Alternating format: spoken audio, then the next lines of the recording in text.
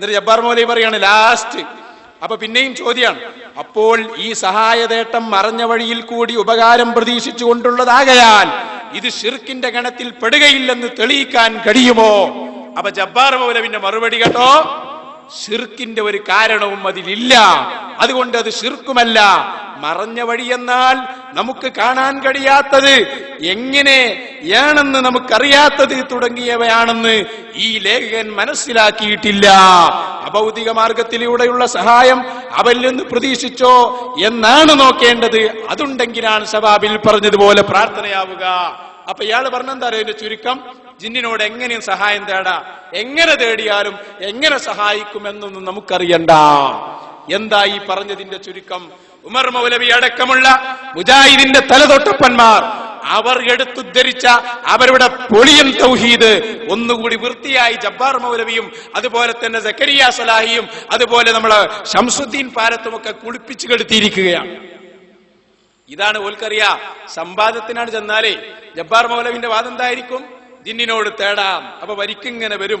Islah, Kunheed Madani, Umar മൗലവി ഇതെല്ലാം കൂടി വരുമ്പോ ഒരു തീരുമാനം എടുക്കേണ്ടി വരും അവർക്ക്. എന്താ തീരുമാനം? ഒന്നുകിൽ ജബ്ബാർ മൗലവിയെ പുറത്താക്കുക, സക്കരിയ സലാഹിയെ പുറത്താക്കുക, മുജാഹിദിനെ രക്ഷിക്കുക. പക്ഷേ ഞങ്ങളോട് നിങ്ങൾക്ക് തൗഹീദ് പറയാൻ ഇനി എന്ത് അധികാരം? നിങ്ങൾ തന്നെ ഇഖ്തിലാഫിലാണ്.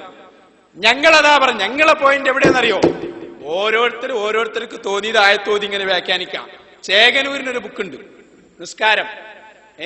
അയാള് ആ പുസ്തകത്തിൽ എന്താ പറയുന്നത് അറിയോ? വഅന്നൽ മസാജിദ ലില്ലാഹി ഫലാ തദ്ഉ മഅല്ലാഹി അഹദാ. അയാൾ പറയാണ് അള്ളാഹുവിനുള്ളതാണ് പള്ളി, ഒരാളോടും പിടിച്ചു തേടരുത് എന്നതിലുള്ളത്. അതുകൊണ്ട് തന്നെ അത്തഹിയ്യാത്ത് ഓതുമ്പോ അസ്സലാമു അലൈക അയ്യുഹൻ നബിയു എന്ന് വിളിച്ചു തേടാൻ പാടില്ല, ശിർക്കാണത്. അതിനേതാ തെളിവ്? ഈ ആയത്താണ് തെളിവ്. ചേകനൂര് മൗലവി. അപ്പൊ ഓരോരുത്തർക്ക് തോന്നിയത് ഓരോരുത്തർ പറയാണ്. നമ്മൾ എവിടെയാണ് പറയുന്നത്? നമ്മളെ വാദം ഞങ്ങൾക്ക് വ്യക്തമാണ്. ഞങ്ങൾ പറഞ്ഞു എന്താണ് പ്രാർത്ഥന, ഞങ്ങളത് വിശദീകരിച്ചു. പ്രാർത്ഥന എന്ന് പറഞ്ഞാൽ എന്താ? ഇമാം റാസി പറഞ്ഞു, ഇവിടെ അത് തൊട്ടിട്ടില്ല. ഞങ്ങൾ ഒരുപാട് സ്ഥലത്ത് പറഞ്ഞു. പ്രാർത്ഥന എന്ന് പറഞ്ഞാൽ ഇസ്തിദ്ആഉൽ അബ്ദി റബ്ബഹു, ഒരടിമ അവന്റെ ദൈവത്തോട് ചോദിക്കുക, അല്ലെങ്കിൽ ദൈവത്തിന്റെ കഴിവുണ്ട് എന്ന് കരുതി മറ്റൊരാളോട് തേടുക. അതിനാ പ്രാർത്ഥന എന്ന് പറയാ. അത് അള്ളാഹിനോടേ പറ്റൂ, അത് ഒരാളോടും പാടില്ല. അത് ആരോട് ചെയ്താലും അത് ശിർക്കാവും. ഈ നയം വ്യക്തമാണ്. അതേസമയത്ത് മുജാഹിദിന്റെ തൗഹീദ് ആകെ ഇനി പറയാൻ ഡിക്ഷണറിയിൽ വാക്കുകളില്ലാത്ത രൂപത്തിൽ തകർന്നിരിക്കുന്നു. കാരണം അവരെന്നെ ഉണ്ടാക്കിയതാണ് ഇക്കാലം വരെ. എന്ത് അദൃശ്യ കാര്യങ്ങൾ, മറഞ്ഞ കാര്യങ്ങൾ, ആ സഹായം പാടില്ല. ഇപ്പൊ അവര് തന്നെ അത് പൊളിച്ചു. അപ്പൊ നമ്മളെ വാദം എന്തായിരുന്നു? മുജാഹിദ് നേതാക്കൾ പടുത്തുയർത്തിയ അല്ലെങ്കിൽ കെട്ടിച്ചമച്ച ഭീകരമായ തൗഹീദ് ജബ്ബാർ മൗലവിയെ പോലെയുള്ള ആളുകൾ തന്നെ തട്ടിത്തെറിപ്പിച്ച് തകർത്ത് തരിപ്പണമാക്കിയിരിക്കുന്നു. മുജാഹിദുകളെ, നിങ്ങളുടെ കാലം അവസാനിച്ചിരിക്കുന്നു. ഇനിയും ഒരുപാട് കാലം നിങ്ങൾക്ക് മുന്നോട്ട് പോവാൻ കഴിയില്ല. കാരണം ഈ സമുദായത്തെ മുശ്രിക്കും കാഫിറുമാക്കിയത് നിങ്ങളെ വികലമായ തൗഹീദ് പറഞ്ഞുകൊണ്ടായിരുന്നു. ഈ തൗഹീദ് ഏതായിരുന്നു?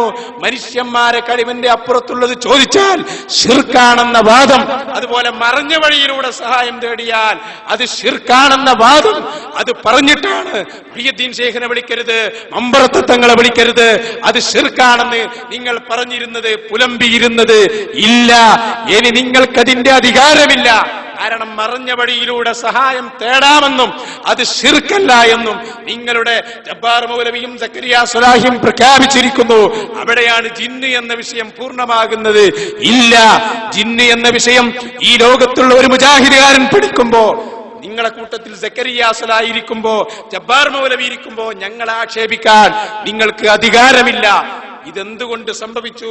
ഒരേ ഒരു ഉത്തരം, മുജാഹിദ് മനുഷ്യന്മാര് നിർമ്മിച്ചതാ. മനുഷ്യന്മാര് നിർമ്മിച്ചത് പൊളിയും, തീർച്ചയായും പൊളിയും. അതുകൊണ്ട് അതിവിടെ സംഭവിച്ചിരിക്കുന്നു. മുജാഹിദിന്റെ തൗഹീദ് പൊളിഞ്ഞു. ഇൻഷാ അല്ലാഹ് ബാക്കി നമ്മുടെ സുഹൃത്തുക്കൾ ഇടപെടുമ്പോ നമുക്ക് അവസരോചിതമായി ഇടപെടാം. അതുകൊണ്ട് ഞാൻ അവസാനിപ്പിക്കുന്നു.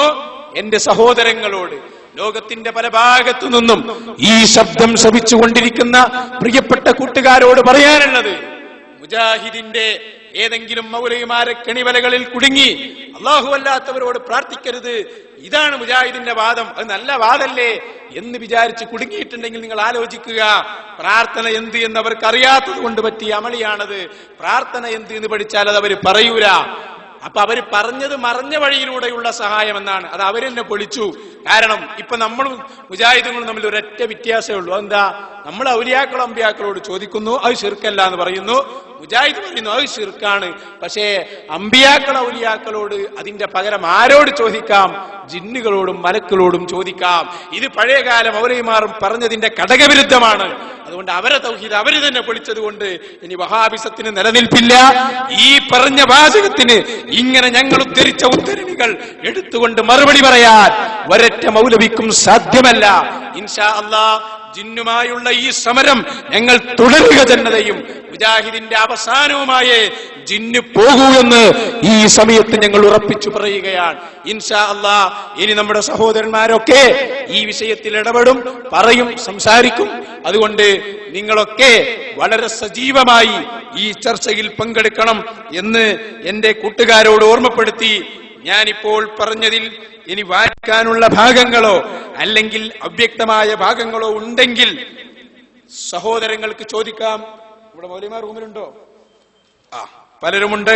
അതുകൊണ്ട് തന്നെ എല്ലാവർക്കും ഇടപെടാം, എല്ലാവരും ഉണ്ടാകും. അതുകൊണ്ട് തന്നെ ഈ വിഷയം നിങ്ങൾക്ക് സമർപ്പിച്ചുകൊണ്ട് തൽക്കാലം അല്ലാഹു തആല ഈ വഹാബികളുടെ വികലമായ ചിന്തകളിൽ നിന്ന് നമ്മളെ രക്ഷപ്പെടുത്തുമാറാവട്ടെ. അത് കുടുങ്ങിപ്പോയ ധാരാളം സാധുക്കളായ ആളുകളുണ്ട്. അവർ ഖൈറ് വിചാരിച്ച് തുടങ്ങിയതാണ്. അല്ലാഹു തആല അവർക്കൊക്കെയും ഹിദായത്ത് നൽകി അനുഗ്രഹിക്കുമാറാവട്ടെ. ഇൻഷാ അല്ലാഹ് പ്രിയപ്പെട്ട സഹോദരന്മാരെ, നമ്മുടെ ഈ വിഷയത്തിൽ സഹായിക്കുന്ന, നമ്മോട് സഹകരിക്കുന്ന നമ്മുടെ പ്രിയപ്പെട്ട ഉസ്താദുമാര്, ബഹുമാനപ്പെട്ട കാന്തപുരം ഉസ്താദ് നമ്മുടെ പ്രദേശത്തിന്റെ ഖാദി കൂടിയാണ്. അല്ലാഹു തആല ദീർഘകാലം നമുക്ക് നേതൃത്വം ചെയ്യാനുള്ള തൗഫീഖ് നൽകുമാറാകട്ടെ.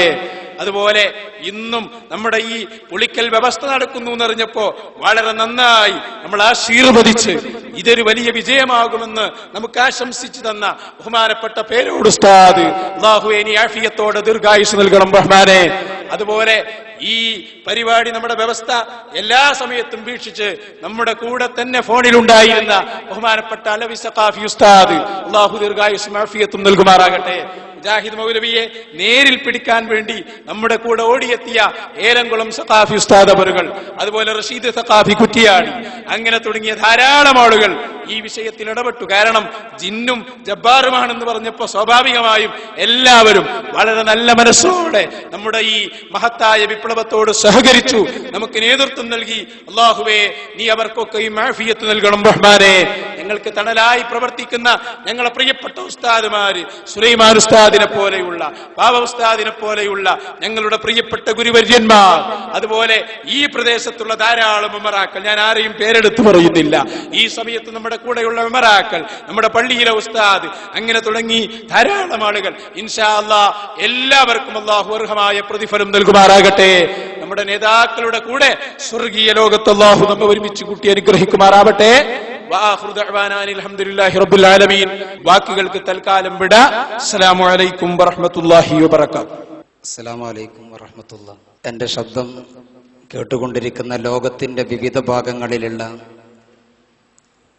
വിവിധ മേഖലകളെ പ്രതിനിധീകരിക്കുന്ന ആളുകളുണ്ട്. അവർക്കൊക്കെ ഞങ്ങളുടെ പുളിക്കൽ ഫതഹിന്റെ വിജയാശംസകൾ നേരുകയാണ്. നമുക്ക് ഇന്നത്തെ ഈ ദിവസം വിശ്വാസികളെ സംബന്ധിച്ചിടത്തോളം സന്തോഷദായകമായ ഒരു നിമിഷത്തിലാണ്. നേരത്തെ നൗഷാദ് ഹസനി ഉസ്താദിന്റെ വിഷയാവതരണം കാലം ഇന്നുവരെ വഹാബി പ്രസ്ഥാനത്തിന്റെ നേതാക്കൾ അവർ പ്രചരിപ്പിച്ചതും വിശ്വസിക്കാൻ അടിച്ചേൽപ്പിച്ചതും ജിന്നുകളടക്കമുള്ള അദൃശ്യ ശക്തികളെ വിളിക്കുന്നത് ശിർക്കും കുഫറും ഇസ്ലാമിക വിരുദ്ധവുമാണെന്നാണ് അതിന് രേഖകളൊക്കെ ഓതിക്കേൾപ്പിച്ചു. അതേ സമയത്ത് ഇന്ന് നമ്മുടെ കഥാപാത്രമായ എല്ലാ മുജാഹിദുകളുടെ സംവാദവേദികളുടെയും ആശയ സ്രോതസ്സായി അവർക്ക് ശക്തി പകർന്നുകൊണ്ടിരിക്കുന്ന ജബ്ബാർ മൗലവി എന്ന് പറയുന്ന സാധനം, ആ സാധനത്തെ ഇന്ന് വിശ്വാസി സമൂഹം ഒടുക്കിയിരിക്കുകയാണ്. കാരണം ജിന്നുകളെ വിളിക്കുന്നത് ശിർക്കല്ല, കുഫ്രല്ല എന്ന് പറഞ്ഞ് ജിന്നുകളെ വിളിക്കാമെന്നാണ് ജബ്ബാർ മൗലവി വാദിക്കുന്നത്. നമ്മുടെ പുളിക്കൽ വെച്ചുകൊണ്ട് തന്നെ ജിന്നുകളെ നാം ചർച്ചക്കെടുക്കുകയും പുതിയതായി ജിന്നുകൾ പുളിക്കലുള്ള ആളുകളെ പിടികൂടുകയും ചെയ്തപ്പോൾ ആ ജിന്നുകളെ അടിച്ചിറക്കാൻ ശംസുദ്ദീൻ പാലത്തിനെ കാണാതായി വന്നപ്പോഴാണ് നമ്മുടെ ജബ്ബാർ മൗലവി ഇടപെടേണ്ടി വന്നത്. മുനീർ മൗലവിക്ക് ജിന്നിനെ അടിച്ചിറക്കാൻ വേണ്ട ഒരു പ്രാക്ടീസ് ഇല്ലാത്തതുകൊണ്ട് ജബ്ബാർ മൗലവി ഇടപെട്ടു. ആ ജിന്നിനെ അടിച്ചിറക്കാൻ ഇന്ന് നമ്മൾ എല്ലാവരും ഒരുമിച്ചുകൂടി ജബ്ബാർ മൗലവി തന്നെ തീരുമാനിച്ചത് പ്രകാരം ഈ ദിവസം തീരുമാനിക്കുകയും നിശ്ചിതമായൊരു വീട്ടിലേക്ക് ക്ഷണിക്കുകയും നമ്മുടെ യുവ പണ്ഡിത കേസരികൾ പ്രവർത്തകർ അവിടത്തേക്ക് എത്തുകയും ജിന്നുമായി ചർച്ച ചെയ്യാൻ ഒരു സംവാദം തന്നെ നടത്താൻ, അല്ലെങ്കിൽ അതിനൊരു വ്യവസ്ഥ രൂപകൽപ്പന നടത്താൻ തന്നെ നാം എത്തുകയും, പക്ഷേ അതിൽ നിന്ന് ഒളിച്ചോടി ഞങ്ങൾക്കതിന് സാധിക്കുകയില്ല എന്ന് ജബ്ബാർ മൗലവി പറഞ്ഞൊളിച്ചോടിപ്പോയെങ്കിൽ നാളിതുവരെ സംവാദവേദികളിൽ വഹാബിസത്തിന്റെ ആശയ സ്രോതസ്സായി രംഗപ്രവേശം നടത്തിയിരുന്ന ഈ ജബ്ബാർ മൗലവി തന്നെ ഒളിച്ചോടി ഞങ്ങൾക്കാവില്ല എന്ന് ആണയിട്ട് വിറങ്ങലിച്ചുകൊണ്ട് പറഞ്ഞെങ്കിൽ വഹാബിസത്തിന്റെ അവസാനത്തെ ആശയ സ്രോതസ്സായ അദ്ദേഹത്തെ ഞങ്ങൾ പൊളിക്കലിന്റെ മണ്ണിൽ തന്നെ കുഴിച്ചു മൂടിയിരിക്കുകയാണ് എന്നതാണ് എന്റെ ശബ്ദം കേൾക്കുന്ന ലോകത്തിന്റെ വിവിധ ഭാഗങ്ങളിലുള്ള സഹോദരങ്ങളോട് ഈ സമയത്ത് അറിയിക്കാനുള്ളത്. മർഹൂം ഇ.കെ. ഹസൻ മുസ്ലിയ തുടങ്ങിവെച്ച ഈ പൊളിക്കൽ പ്രദേശത്തെ ആധാരമാക്കിയുള്ള അഹ്ലുസുന്നയുടെ പടയോട്ട പ്രവർത്തനങ്ങൾക്ക് ആദരണീയരായ ഖമറുൽ ഉലമ ശൈഖുന കാന്തപുരം ഉസ്താദ് ഇവിടെ ഖാദിയായി സ്ഥാനമേറ്റെടുത്ത് പൊളിക്കൽ മേഖലയിൽ പുതിയ നവജാഗരണ പ്രവർത്തനം അഹ്ലുസുന്നയുടെ രംഗത്തിൽ നടത്തിക്കൊണ്ടിരിക്കുന്ന ഈ പുതിയ മുന്നേറ്റ സമയത്താണ് ജബ്ബാർ മൗലവിയെ കുഴിച്ചുമൂടാൻ ഒരു അവസരം നമുക്ക് കിട്ടിയത്. ഇതോടെ നമ്മുടെ പൊളിക്കലിലുള്ള പ്രദേശങ്ങൾ, പൊളിക്കലിലുള്ള ഈ ഇവിടുത്തെ ആളുകൾ അറിയാമല്ലോ, പൊളിക്കൽ എന്ന് പറഞ്ഞാൽ എല്ലാ നിലക്കും വഹാബിസത്തിന് സ്വാധീനമുണ്ടെന്ന് പറയപ്പെടുന്ന പ്രദേശമാണ്. ഇവിടെ തന്നെ വഹാബിസത്തിന്റെ അന്ത്യമായെന്ന് പറയുമ്പോൾ വഹാബികളെ, മുജാഹിദ് സഹോദര സുഹൃത്തുക്കളെ, ഈ വഹാബിസത്തിൽ നിന്ന് നിങ്ങൾ ഒരിഞ്ഞുപോയി വഹാബിസത്തിൽ നിന്ന് നിങ്ങൾ പിന്തിരിഞ്ഞുകൊണ്ട് അഹ്ലുസുന്നയുടെ വിശ്വാസധാരയിലേക്ക് നിങ്ങൾ കടന്നു വരണമെന്ന് ജബ്ബാർ മൗലവി അടക്കമുള്ള, മുനീർ മൗലവി അടക്കമുള്ള, അതുപോലെ എല്ലാ മൗലവിമാരെയും ഈ സമയത്ത് കുഴിച്ചു മൂടിയ ഒരു വിജയാഹ്ലാദം ആഘോഷിക്കുന്ന ഈ അവസരത്തിൽ നിങ്ങൾ അഹ്ലുസുന്നയിലേക്ക് കടന്നു വരണം, നിങ്ങൾക്ക് സ്വാഗതമുണ്ടെന്ന് സന്ദേശമായി അറിയിച്ചു. അൽഹംദുലില്ലാഹ് വസ്സലാത്തു വസ്സലാമു അലാ അഷ്റഫി റസൂലില്ലാഹ് വഅലാ ആലിഹി വസഹ്ബിഹി അൽഫായിസീന ബിറളില്ലാഹി അമ്മാ ബഅദ്. മുജാഹിദ് പ്രസ്ഥാനത്തിൽ 2000 കൂടെ ജിന്ന് രംഗപ്രവേശനം ചെയ്തപ്പോൾ പ്രാർത്ഥനയുടെ നിർവചനത്തിൽ അവർക്ക് മാറ്റം വരുത്തേണ്ടതായി വന്നു. ആദ്യം അവരുടെ മദ്രസയിൽ അവർ പഠിപ്പിച്ചത് മനുഷ്യ കഴിവിന് അപ്പുറമുള്ള കാര്യം തേടലാണ് പ്രാർത്ഥന. അങ്ങനെ വരുമ്പോൾ ഒരു ആ മനുഷ്യന്റെ കഴിവിന് അപ്പുറമുള്ള കാര്യം ഒരു മനുഷ്യനോട് തേടുകയാണെങ്കിൽ അത് ആ മനുഷ്യനുള്ള ഇബാദത്തായി, അതുകൊണ്ട് തന്നെ അത് ശിർക്കുമായി എന്നവർ ആദ്യം പഠിപ്പിച്ചു. അങ്ങനെ 2000 ശേഷം ജിന്ന് ചേക്കേറിയപ്പോൾ അവർക്ക് നിർവചനം സ്വാഭാവികമായും മാറ്റേണ്ടി വന്നു. സൃഷ്ടികളുടെ കഴിവിന് അപ്പുറമുള്ള കാര്യം തേടലാണ് പ്രാർത്ഥന എന്നവർ പഠിപ്പിച്ചു. അപ്പൊ ഇവിടെ ഉദാഹരണത്തിന് നമ്മൾ ഒരു ജിന്നിനോട് സഹായം തേടുകയാണെങ്കിൽ ജിന്ന് മനുഷ്യനല്ലല്ലോ, അതുകൊണ്ട് ജിന്നിന്റെ കഴിവിന് അപ്പുറമുള്ള കാര്യം തേടലാണ് പ്രാർത്ഥന. ജിന്നിന്റെ കഴിവിന് അപ്പുറമുള്ള ഒരു കാര്യം ജിന്നിനോട് തേടുമ്പോൾ അത് ജിന്നിനുള്ള ഇബാദത്തായി മാറി, അതുകൊണ്ട് തന്നെ അത് ശിർക്കുമായി. ഇങ്ങനെയാണെങ്കിൽ മുജാഹിദിന്റെ നിർവചനം അനുസരിച്ച് അള്ളാഹുവിനോട് ഉള്ള പ്രാർത്ഥന തന്നെ സംഭവിക്കുന്നില്ല. എന്തുകൊണ്ടെന്നാൽ ആദ്യം മനുഷ്യ കഴിവിന് അപ്പുറമുള്ള കാര്യം തേടലാണ് പ്രാർത്ഥന എന്ന് പറഞ്ഞു. പിന്നെ ഇപ്പോ പുതിയ നിർവചനം അനുസരിച്ച് സൃഷ്ടികളുടെ കഴിവിന് അപ്പുറമുള്ളതാണ് തേടലാണ് പ്രാർത്ഥന എന്ന് പറഞ്ഞു. അങ്ങനെയാണെങ്കിൽ അള്ളാഹുവിനോട് പ്രാർത്ഥന സംഭവിക്കണമെങ്കിൽ അള്ളാഹുവിന്റെ കഴിവിന് അപ്പുറമുള്ള കാര്യം തേടുമ്പോൾ മാത്രമേ അത് അള്ളാഹുവിന് പ്രാർത്ഥനയാകുന്നുള്ളൂ. അള്ളാഹുവിന്റെ കഴിവിന് അപ്പുറമുള്ള ഒരു കാര്യം എന്ന സംഭവം ഉണ്ടാവില്ല. അതുകൊണ്ട് തന്നെ മുജാഹിദിന്റെ നിർവചനം അനുസരിച്ച് അവർ ആർക്കാണ് ഇബാദത്ത് ചെയ്യുന്നത് എന്നത് വ്യക്തമാക്കി തരേണ്ട ബാധ്യത മുജാഹിദുകൾക്കുണ്ട്. പിന്നെ ഇവിടെ ഉസ്താദ് ജിന്ന് വിഷയത്തിലുള്ള കുറച്ച് അവരുടെ വൈരുദ്ധ്യങ്ങൾ സൂചിപ്പിച്ചു. ഉസ്താദ് നേരത്തെ വായിച്ച അള്ളാഹു എന്ന പുസ്തകത്തിൽ അബ്ദുൽ ഹക്ക് സുലമി ആമീർ അദ്ദേഹം പറയുന്നു, ഇനി നാം ഒരാളെ വിളിച്ച് എന്നെ സഹായിക്കണേ എന്ന് പ്രാർത്ഥിക്കുന്നുവെന്ന് കരുതുക. അയാൾ നമ്മുടെ വിളി കേൾക്കുന്നില്ല, നമ്മെ കാണുന്നില്ല, നമ്മുടെ പ്രശ്നങ്ങൾ എന്തെന്ന് അറിയുന്നില്ല.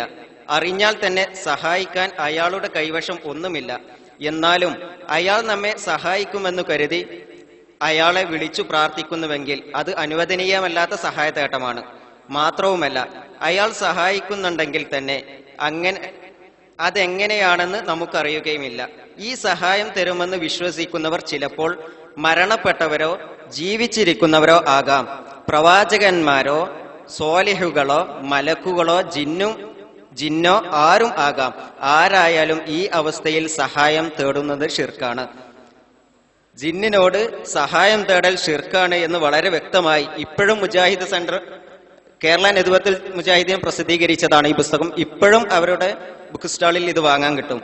എന്നാൽ അബ്ദുൽ ജബ്ബാർ മൗലവി തൗഹീദ് വിമർശനങ്ങൾക്ക് മറുപടി എന്ന പുസ്തകത്തിൽ അദ്ദേഹം പറയുന്നു, ഇവിടെ ഇദ്ദേഹം തുടങ്ങുന്നത് ഇനി ഒരു മനുഷ്യൻ പറഞ്ഞ അതേപോലെ തന്നെ ഇദ്ദേഹം തുടങ്ങുന്നു, ഇനി വിജനമായ ഒരു സ്ഥലത്ത് വെച്ച് ഒരാൾ അപകടത്തിൽ കുടുങ്ങിയാൽ അവിടെ വെച്ച് അയാൾ എന്നെ സഹായിക്കണേ എന്ന് വിളിച്ചു കേഴുന്നു. അവിടെ തന്റെ ദൃഷ്ടിയിൽപ്പെടാത്ത ഏതെങ്കിലും മനുഷ്യൻ എന്റെ ശബ്ദം കേൾക്കുന്നുവെങ്കിൽ അയാൾ വന്ന് സഹായിക്കട്ടെ എന്നാണ് ലക്ഷ്യമാക്കുന്നത് എങ്കിൽ അതിൽ ഒരു അപാകതയുമില്ല. താൻ അങ്ങോട്ട് കാണുന്നില്ലെന്ന് മാത്രമാണ്. ഇനി അതേ മനുഷ്യൻ അവിടെ വെച്ച് ആ മനുഷ്യൻ ചിന്തിക്കുന്നു, ഇവിടെ എന്റെ ശബ്ദം കേൾക്കുന്ന പരിധിയിലെവിടെയും ആരുമില്ല. ഞാൻ വിളിച്ചാൽ മനുഷ്യൻ ആരും തന്നെ വരികയില്ല. അതിനാൽ ഞാൻ അങ്ങോട്ട് കാണുന്നില്ലെങ്കിലും ഇവിടെ എന്നെ ഇങ്ങോട്ട് കാണുന്ന മലക്കുകളോ ജിന്നുകളോ ഉണ്ടാവാം. അവർ സഹായിക്കുമെങ്കിൽ സഹായിക്കട്ടെ എന്ന ചിന്തയിൽ അള്ളാഹുവിന്റെ അടിമകളെ എന്നെ സഹായിക്കണേ എന്ന് വിളിച്ചു തേടിയാലോ അത് പ്രാർത്ഥനയാകുമോ? ഇല്ല. അപ്പോ വിജനമായ സ്ഥലത്ത്, അഥവാ വിജനം എന്ന് പറഞ്ഞാൽ തന്നെ ഒരു മനുഷ്യനുമില്ലാത്ത സ്ഥലത്ത് കുടുങ്ങിയ ഒരാൾ ജിന്നുകളെ എന്നെ സഹായിക്കണേ എന്ന് വിളിച്ചു തേടിയാൽ അതിൽ ഒരു അപാകതയുമല്ല, ഷിർക്കല്ല എന്ന് ജബ്ബാർ മൗലവി പറയുന്നു. എന്നാൽ അള്ളാഹു എന്ന ഈ പുസ്തകത്തിൽ അവർ തന്നെ പറയുന്നു ഷിർക്കാണ്. ഇതിൽ ഏതാണ് ശരി? ഇപ്പോൾ ഇന്ന് ജബ്ബാർ മൗലവി ചർച്ചയ്ക്ക് തയ്യാറാകാതിരിക്കാനുള്ള കാരണം തന്നെ ഇതിന്റെ ഇടയിൽ മുജാഹിദ് വീണ്ടും പിളരുമെന്ന ഭയമാണെന്ന് ഞങ്ങൾ മനസ്സിലാക്കുന്നു. ഇതിൽ മുജാഹിദുകൾക്ക് വല്ലതും ഇടപെടാനുണ്ടെങ്കിൽ ഇടപെടാം. അസ്സലാമു അലൈക്കും. ചില മുജാഹിദ് നേതാക്കളെ ശ്രമിച്ചെങ്കിലും വ്യക്തിപരമായി ഫോൺ ചെയ്ത് നോക്കിയെങ്കിലും അവരൊക്കെ സ്വിച്ച് ഓഫിലാണ്. എല്ലാവരും ഇപ്പോൾ പരിധിക്കപ്പുറത്താണ്. വഹാബിസം തന്നെ പരിധിക്കപ്പുറത്തെത്തിയ സ്ഥിതിയിൽ മറ്റ് വഴികളൊന്നും ഇല്ലാത്തതിൽ സങ്കടപ്പെടാതെ എന്ത് ചെയ്യാൻ.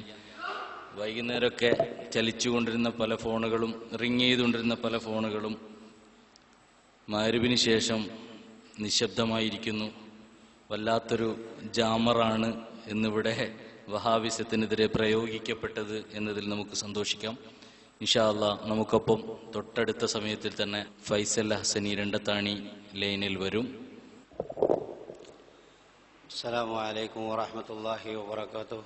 ഈ പരിപാടി ശ്രവിച്ചുകൊണ്ടിരിക്കുന്ന നിങ്ങളിൽ ജിന്നുമായി ബന്ധപ്പെട്ട വിഷയത്തിലാണ് ഇപ്പോൾ ഈ ചർച്ച നടന്നുകൊണ്ടിരിക്കുന്നത്. ഈ ജിന്നുമായി ബന്ധപ്പെട്ട വിഷയത്തിൻ്റെ ചർച്ച പൂർത്തീകരിച്ചതിൻ്റെ ശേഷം വളരെ പ്രധാനമായ ചില വിഷയങ്ങളിലേക്ക് പ്രവർത്തകർ ഇത്തരം സംരംഭങ്ങൾ മാറ്റി വിടേണ്ടതുണ്ട് എന്നൊരു അഭിപ്രായം കൂടി എനിക്കുണ്ട്. ലാ ഇലാഹ ഇല്ലല്ലാഹ് എന്ന ദഅവത്തിന് വേണ്ടിയാണ് 1,24,000 അംബിയ മുർസലീങ്ങൾ ഈ ലോകത്തേക്ക് കടന്നു വന്നത്. ആ ലാ ഇലാഹ ഇല്ലല്ലാഹ് മുഹമ്മദ് റസൂലുള്ളാഹ് എന്നതാണ് ഷഹാദത്ത് കലിമയുടെ വചനമെന്ന വിഷയത്തിൽ സുന്നികൾക്കും അവാന്തര വിഭാഗങ്ങൾക്കും തമ്മിൽ തർക്കമില്ല. എങ്കിൽ ഇതിൻ്റെ ദഅവയിൽ കാര്യമായ പിഴവ് സംഭവിച്ചിട്ടുണ്ട് ഈ വർഗത്തിന് എന്ന യാഥാർത്ഥ്യവും തിരിച്ചറിയേണ്ടതുണ്ട്. ജിന്നിന്റെ വിഷയം കയറി വരുന്നതിൻ്റെ മുമ്പ് ഒരു മനുഷ്യനെ സംബന്ധിച്ചിടത്തോളം അവൻ വിശ്വാസിയാണോ അല്ലേ എന്നത് ഒരു വലിയ വിഷയം തന്നെയാണ്. സുന്നികളെ സംബന്ധിച്ചിടത്തോളം മുജാഹിദിന്റെ പശ്ചാത്തലത്തിൽ നിന്ന് ചിന്തിക്കുമ്പോൾ സുന്നികൾ മുശ്രിക്കാണ് എന്നതാണ്. ഈ മുശ്രിക്ക് ആരോപണം വില കുറഞ്ഞ ചില നമ്പറുകളായിരുന്നു എന്ന് യുവ പണ്ഡിതന്മാരുടെ ഈ വിഷയത്തിലേക്കുള്ള ആഗമനം നമുക്ക് മനസ്സിലാക്കി തരികയാണ്. എങ്കിൽ വളരെ പ്രധാനമായ മറ്റൊരു വിഷയം, ലാ ഇലാഹ ഇല്ലല്ലാഹ് എന്ന് പറയുമ്പോൾ ഒരു അള്ളാഹുവിനെ സംബന്ധിച്ച് ഇവിടെ പ്രവാചകന്മാർ പരിചയപ്പെടുത്തിയിട്ടുണ്ട്. ആ അള്ളാഹുമായി മുജാഹിദ് പ്രസ്ഥാനത്തിന് എന്തെങ്കിലും ബന്ധമുണ്ടോ? അതല്ല. മുജാഹിദ് പ്രസ്ഥാനത്തിന് ഞാൻ മനസ്സിലാക്കിയിടത്തോളം മക്കയിലുള്ള മുശ്രിക്കീങ്ങൾ വിവിധ തലത്തിലുള്ള വിശ്വാസക്കാരായിരുന്നു. അതിൽ വ്യക്തികൾക്ക് വിശ്വാസങ്ങൾ ഉണ്ടായിരുന്നു. ഇതുപോലെ ചില വകഭേദങ്ങൾ ഉൾക്കൊണ്ട ഒരു വിശ്വാസത്തിന്റെ അടിമകളാണ് ഈ മുജാഹിദ് പ്രവർത്തകർ അല്ലെങ്കിൽ മുജാഹിദ് പ്രസ്ഥാനം എന്ന് ഞാൻ നിരീക്ഷിക്കുകയാണ്. കാരണം ലാ ഇലാഹ ഇല്ലല്ലാഹ് എന്നതിന്റെ ദഅവ കൃത്യമായി മനസ്സിലാക്കുമ്പോൾ ആ ദഅവയിൽ ഇവർ ഉൾപ്പെടുന്നില്ല എന്നാണ്. കാരണം അവിടെ അള്ളാഹു സുബ്ഹാനഹു വ തആല അവർ അള്ളാഹ് എന്ന് വിശ്വസിക്കുന്ന ഈ അള്ളാഹു അർശിന്റെ മുകളിൽ ഇരിക്കുകയാണ്. 12 മണിക്ക് അർദ്ധരാത്രി അദ്ദേഹം അഥവാ അവർ വിശ്വസിക്കുന്ന അള്ളാഹു 1-ാം ആകാശത്തിലേക്ക് ഇറങ്ങി വരുന്നു. അതവരുടെ വിശ്വാസത്തിന്റെ ഭാഗമാണ്. അതേ അള്ളാഹു സൂര്യൻ ഉദിക്കുന്നതിന് മുമ്പ് അവിടേക്ക് തന്നെ എവിടുന്നാണോ ഇറങ്ങി വന്നത് അവിടത്തേക്ക് തന്നെ കയറി പോകുന്ന അവസ്ഥ.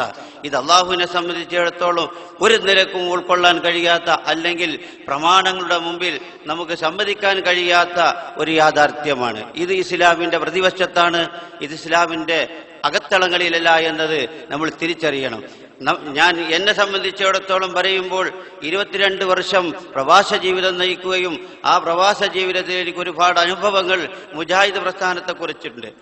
ബഹുമാനപ്പെട്ട പേരോട് ഉസ്താദിനെ പോലത്തെ ഈ ഫീൽഡിൽ ദഅവ മേഖലയിൽ വളരെയധികം പ്രവർത്തിച്ചു കൊണ്ടിരിക്കുന്ന ഇത്തരം പണ്ഡിതന്മാരുടെ കാസറ്റുകൾക്ക് അവർ അവിടെ റൂമിൽ വെച്ച് മറുപടി പറയുകയും ആ മറുപടി അവിടെ ഫ്രീ ആയിട്ട് ഔക്കാഫിന്റെ സമ്മതത്തോടു കൂടി അവരുടെ സഹായത്തോടു കൂടി നമ്മുടെയൊക്കെ റൂമിൽ വിതരണം ചെയ്യുന്ന ഒരവസ്ഥ നിലനിൽക്കുന്നു. എന്തുകൊണ്ടാണ് ഒരു മുഖാമുഖം ഏറ്റുമുട്ടാൻ ഇവർക്ക് സാധിക്കാത്തത്?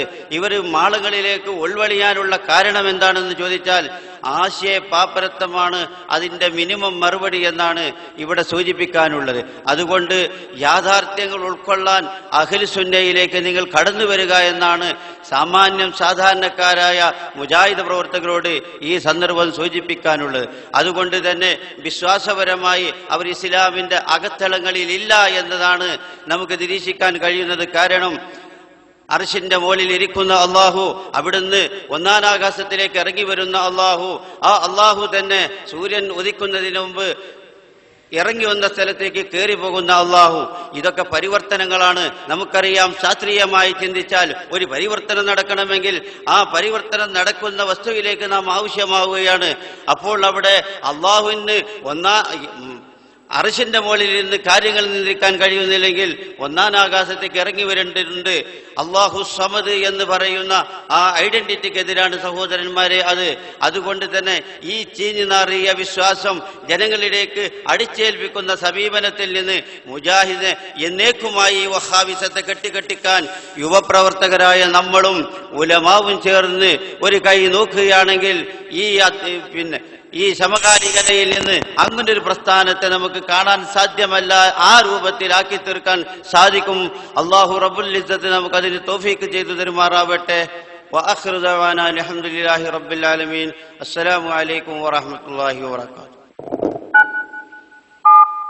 ഫൈസൽ ഹസനി രണ്ടത്താണി.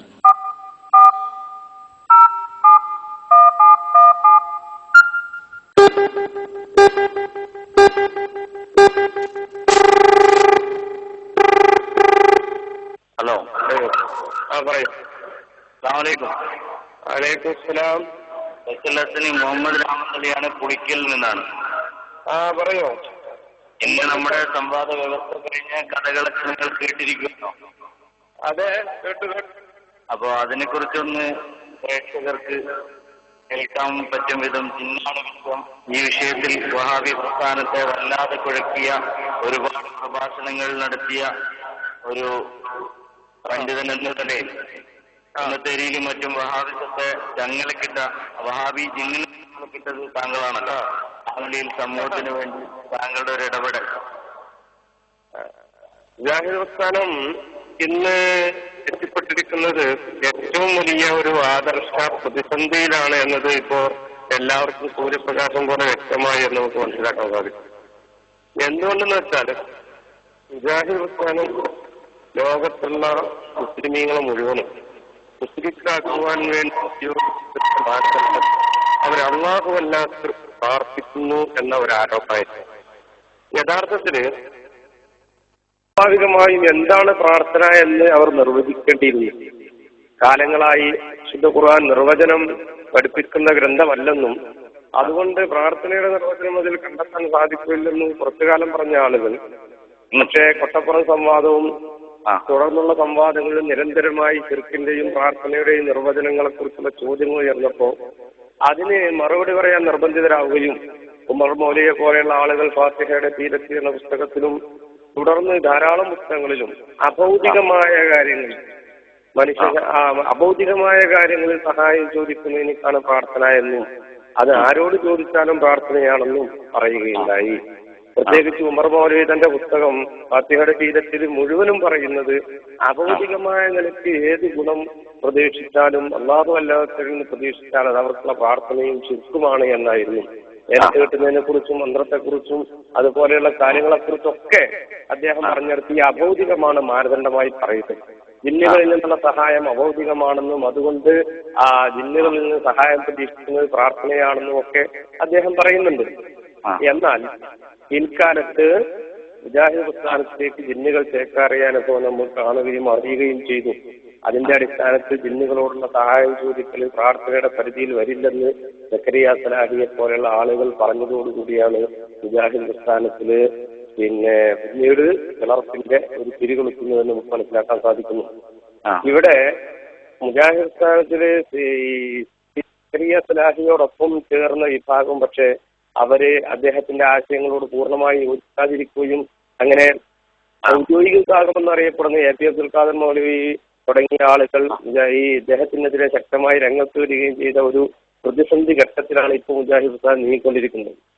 ഒരു വലിയ വിഭാഗം എന്ന് പറഞ്ഞാൽ സക്കരിയ സലാഹിയുടെ പ്രസംഗത്തിൽ ആവേശഭരിതരായി ജിന്നുകളുടെ കൂടെ നിൽക്കണമെന്ന ഒരു വലിയ വിഭാഗം ജിന്നുകളുടെ ആശീർവാദവും ജിന്നുകളുടെ സഹായം തേടുന്നതും ശിർക്കല്ല എന്ന് പ്രചരിപ്പിക്കുകയും ജബ്ബാർ മൗലവി തുടങ്ങിയ ആളുകൾ അതിന് ആദർശമായ ഒരു ഗുരുത്വം നൽകുകയും ചെയ്തുകൊണ്ടിരിക്കുമ്പോൾ അവരുടെ ഔദ്യോഗിക പക്ഷം ഞങ്ങൾ ശിർക്കിൽ നിന്നും ഖുറാഫാത്തിൽ നിന്നും അല്ലെങ്കിൽ തുടങ്ങിയ വിഷയങ്ങളിൽ നിന്നൊക്കെ കേരളീയ സമൂഹത്തെ മോചിപ്പിച്ചിട്ടാണെന്ന് പറയുന്നതോടൊപ്പം തന്നെ ഈ ജിന്നിന്റെ കൂടെ പോകുന്നതിൽ അവർക്ക് ഒരു പ്രയാസം അനുഭവപ്പെടുകയും അങ്ങനെ നവോത്ഥാനത്തിന്റെ ഉന്നതി പോരാളികളായി വീണ്ടും പരിചയപ്പെടുത്തപ്പെടാൻ അവർ സ്വയം ആഗ്രഹിക്കുകയും ചെയ്യുമ്പോൾ ഈ രണ്ടും കൂടിയുള്ള ഒരു വൈരുദ്ധ്യത്തിൽ കിടന്ന് ഉയർന്ന സമയത്താണ് ഇപ്പോ നിങ്ങൾ വീണ്ടും അവരെ സംവാദത്തിന് വെല്ലുവിളിക്കുകയും അങ്ങനെ നമുക്ക് മുമ്പിൽ വിളിപ്പരായി തീരുകയും ചെയ്യേണ്ടുന്ന ഒരു അവസ്ഥ അവർക്ക് വന്നത് എന്നാണ് മനസ്സിലാക്കാൻ സാധിക്കുന്നത്. യഥാർത്ഥത്തില് ഇപ്പോ ഒരിക്കൽ സക്കരിയ സലാഹിയെ പുറത്താക്കിയതാണല്ലോ. പിന്നീട് ജനങ്ങളുടെ അവരുടെ ഇടയിലുള്ള ഒരു പ്രതിസന്ധി കാരണം ജനങ്ങൾ സക്കരിയയുടെ കൂടെ പോകുമോ എന്ന് പേടിച്ചുകൊണ്ടാണ് വീണ്ടും അദ്ദേഹത്തെ എടുത്തത്. ഇപ്പോ രണ്ടാമൊരംഗത്തിൽ അദ്ദേഹം ഒരുങ്ങിയതായിരിക്കണം അദ്ദേഹത്തിന്റെ ഗുരുവിനോടൊപ്പം അവരുടെ പ്രസ്ഥാനത്തിലൊരു വലിയ ഒരു പിളർപ്പുണ്ടാക്കാനുള്ള ഒരു അവസരവും കിട്ടി തന്റെ ഒരു ഏകത്വം തന്റെ ഒരു ആധിപത്യം സ്ഥാപിക്കാനുള്ള തിടുക്കത്തിലായിരിക്കണം അതിനിടയിൽ ഞാൻ ഇടപെടുകയാണ്. ഇന്നിപ്പോ ഞങ്ങള് അബ്ദുൽ ഖാദർ മൗലവി ഒന്ന് പേഴ്സണലായി ബന്ധപ്പെട്ടിട്ടുണ്ടായിരുന്നു.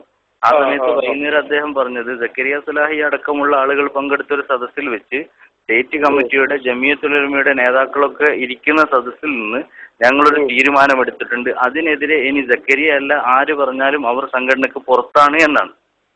പക്ഷെ പലതും പലപ്പോഴും പറഞ്ഞിട്ടും പുറത്താക്കിയിട്ടില്ലല്ലോ എന്നൊരു ചോദ്യം വീണ്ടും പ്രസക്തമാണ് അവിടെ.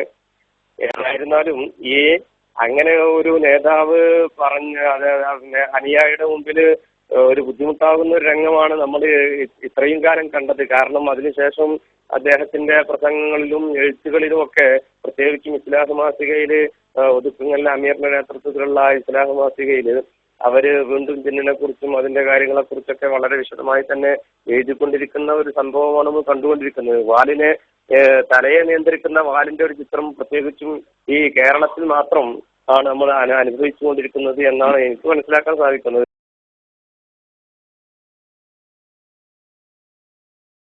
ഈ ദുആ എന്താ? മുജാഹിദുകൾക്ക് ഒരു നിർവചനമുണ്ടാണല്ലോ. ഏത് നിർവചനമാണ് തെറ്റിയെന്ന് നമ്മൾ പറയുന്നത്?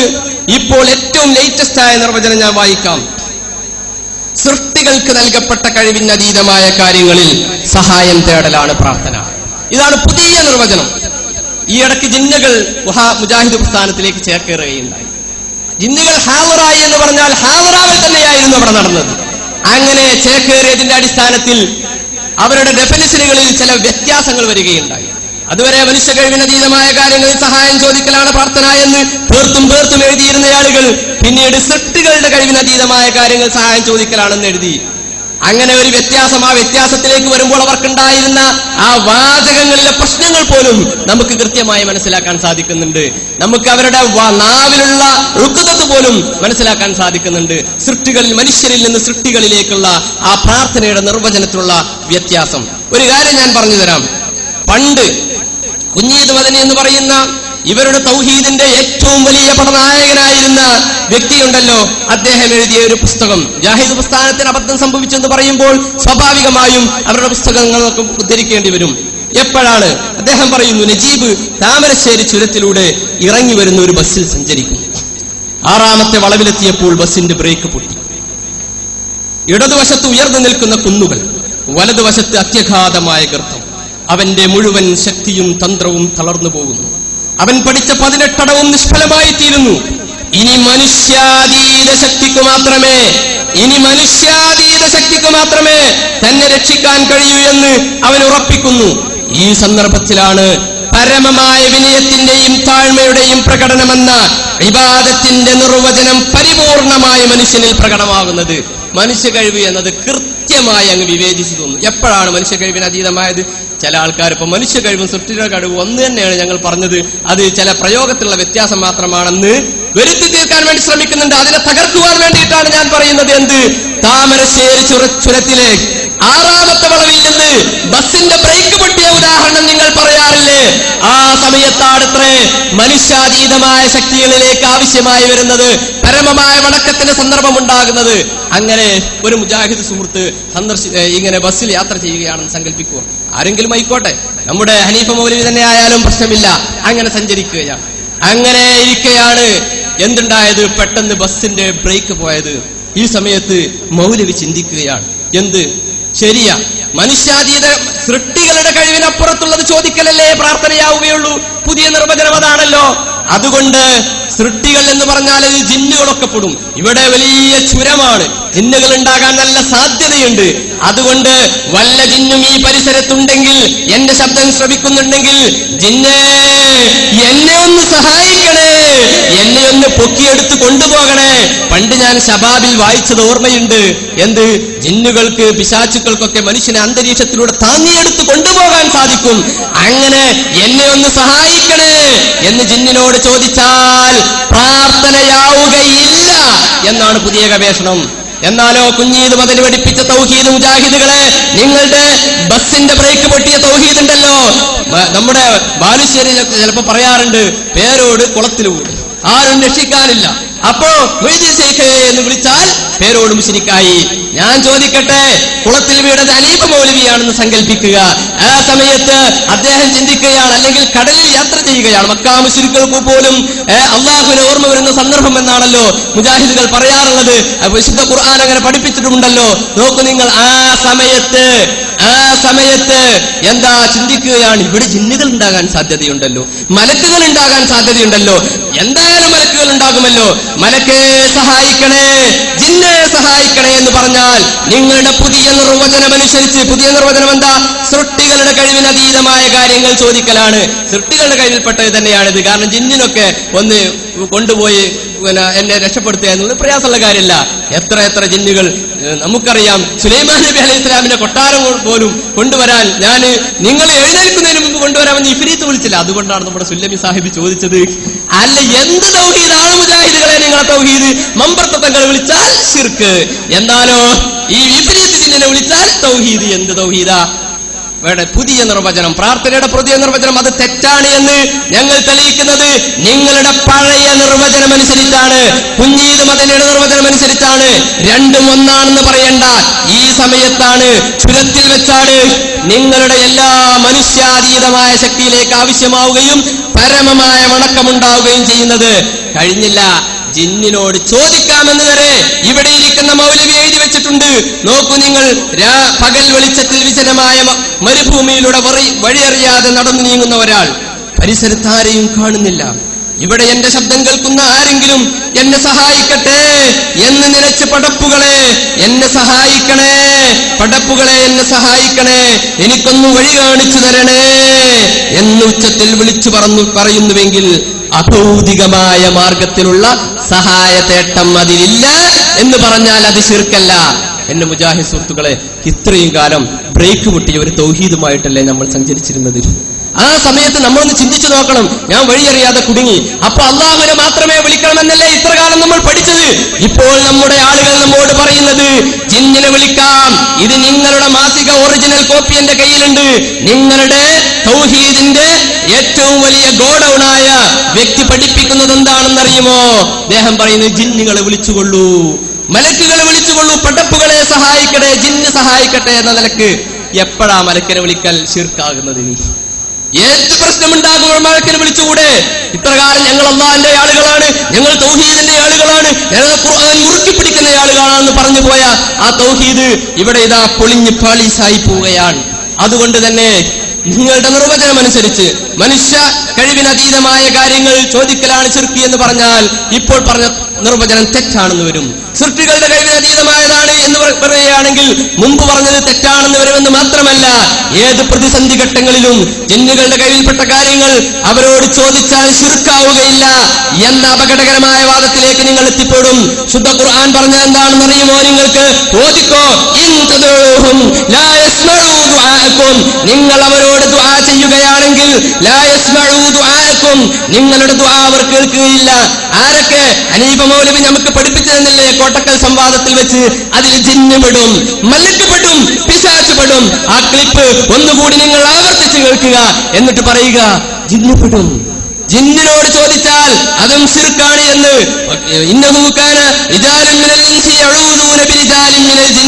വിശുദ്ധ ഖുർആൻ ജിന്ന് സൂറത്തിൽ പഠിപ്പിച്ചില്ലേ? മക്കയിൽ ചില ആളുകൾ ഉണ്ടായിരുന്നു, അവൻ യാത്രയിലൊക്കെ വിഷമിക്കുന്ന സമയത്ത് ജിന്നുകളോട് സഹായം തേടും. ഈ സഹായം ചോദിക്കൽ ശിർക്കാണെന്ന് ഇമാം ഖുർത്തുബി പഠിപ്പിച്ചിട്ടുണ്ട്. നിങ്ങളുടെ മൗലവി പഠിപ്പിക്കുന്നത് എന്താ? അത് ശിർക്കല്ല എന്നാണ്. നോക്കൂ നിങ്ങൾ, അതോടുകൂടി നിങ്ങളുടെ തൗഹീദ് പൊളിഞ്ഞ് പാളീസായി പോയി. രണ്ട് പ്രമാണങ്ങളുടെ അടിസ്ഥാനത്തിൽ ഒരുപാട് പറയാനുണ്ട്, രണ്ടെണ്ണം മാത്രമേ ഇവിടെ പറയുന്നുള്ളൂ. എന്തിനു വേണ്ടി? അവിടെ ഫോക്കസ് ചെയ്യാൻ വേണ്ടിയിട്ടാണത്, അല്ല തെളിവില്ലായിട്ടാണ് എന്ന് നിങ്ങൾ മനസ്സിലാക്കണ്ട.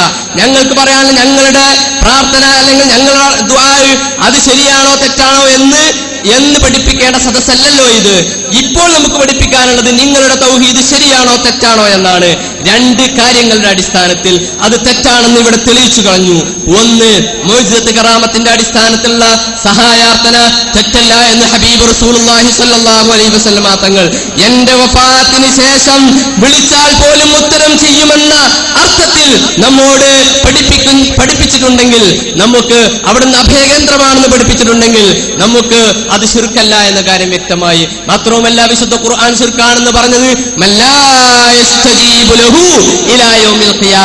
ഖിയാമത്ത് നാൾ വരെ ഉത്തരം ചെയ്യാത്ത ദുആഇനെ കുറിച്ചാണ്.